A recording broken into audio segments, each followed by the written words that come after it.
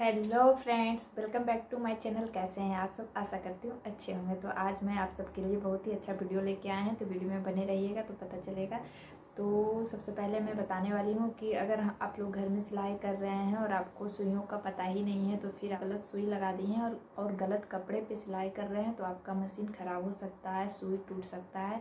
तो ऐसा बहुत सारी परेशानी बहुत सारे लोगों के साथ होता है। तो चलिए आज मैं बताती हूँ कि कौन से कपड़े में कौन सा सुई लगाना चाहिए, ताकि आपका कपड़ा भी अच्छे से स्टिचिंग हो जाए, सिलाई हो जाए और आपका सुई भी ना टूटे और मशीन भी ना ख़राब हो। तो सबसे पहले मैं बता दूं कि 6 तरह के सुइयाँ होते हैं जो कि रेगुलर हम लोग के यूज में आते हैं, काम में आते हैं। घर के जो भी सिलाई करते होंगे उन्हें पता होगा। तो सबसे पहले नंबर हम बता देते हैं, जो कि 11 नंबर, 14 नंबर, 16 नंबर, 18 नंबर और 21-22 नंबर का होता है, जो कि ज़्यादातर सिलाई में काम आते हैं।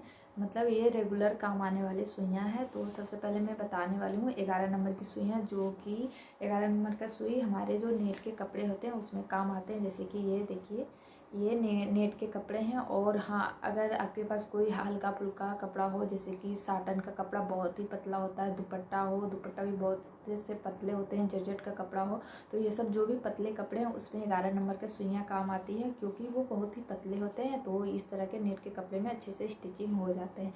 उसके मैं बताने वाली हूँ 14 नंबर की सुइयाँ, जो कि नंबर की सुइयाँ स्ट्रेचेबल कपड़े में काम आते हैं। जैसे कि ये देखिए, ये पूरा ऐसे फैल रहा है, तो ये स्ट्रेचेबल कपड़ा है, इसमें यूज होता है। और आपके पास अगर साटन सिल्क कपड़ा है, इस तरह के साटन कपड़ा, तो इसमें भी आप 14 नंबर की सुइयाँ यूज कर सकते हैं। इस तरह के साटन कपड़े हैं तो उस पर भी 14 नंबर का सुइयाँ यूज कर सकते हैं। अब तीसरा नंबर में आया 16 नंबर की सुइयाँ। तो 16 नंबर की सुइयाँ आते हैं कॉटन कपड़े में काम। जैसे कि आपके पास ये कॉटन का कपड़ा देखिए है, ये कॉटन के कपड़े हो गए या फिर शर्ट वगैरह हो गया है, तो ये सब में आते हैं 16 नंबर की सुइयाँ। जैसे कि रेगुलर आप काम भी कर रहे हैं, छोटे मोटे कुछ भी कपड़े सिल रहे हैं, बिछावन, बेडशीट या तो कुछ भी अदर कपड़े सिल रहे हैं, कुर्ती सिल रहे हैं, तो आप 16 नंबर की सुइयाँ लगा लें। ये अधिकतर सारे कपड़े में चल जाते हैं, मतलब नॉर्मल काम के लिए। लेकिन अगर आप अच्छे से स्टिचिंग करना चाहते हैं तो आप इस तरह से सुई को एक्सचेंज कर सकते हैं। तो ये 16 नंबर की सुइयाँ कॉटन कपड़े में काम आते हैं। उसके बाद रहा 18 नंबर की सुइयाँ, जो कि हम लोग पैंट में यूज करते हैं। जैसे ये पैंट का कपड़ा है देखिए, तो इस तरह के अगर आपके पैंट के कपड़े हैं, जैसे कि पैंट का मोहरी हो गया या तो कहीं भी कुछ भी सिलाई खुल गया तो आपको सिलाई करना है, तो आप 18 नंबर की सुइयाँ लगा के आप सिलाई कर सकते हैं। उसके बाद आया 21 नंबर की सुइयाँ। 21 नंबर की सुई जो है वो आपके जीन्स के काम में आ सकता है। अगर आपका जीन्स कहीं भी खुल गया है तो आप उसमें 21 नंबर की सुई लगा के आप स्टिचिंग कर सकते हैं। अगर आप दूसरा सुई लगाएंगे तो अच्छे से सिलाई नहीं होगा। अगर आप 21 नंबर का सुई लगाएंगे तो अच्छे से जीन्स सिलाई हो जाएगा।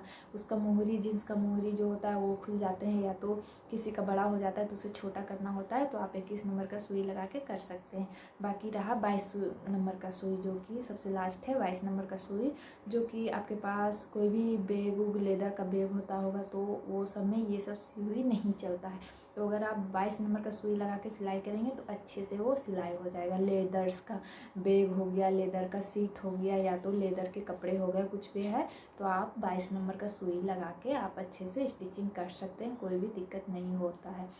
तो ये रहा सुइयों का बात, जो कि अगर आप सही से सही सुई लगाएंगे तो आपका सही से कपड़ा सिलाई होगा।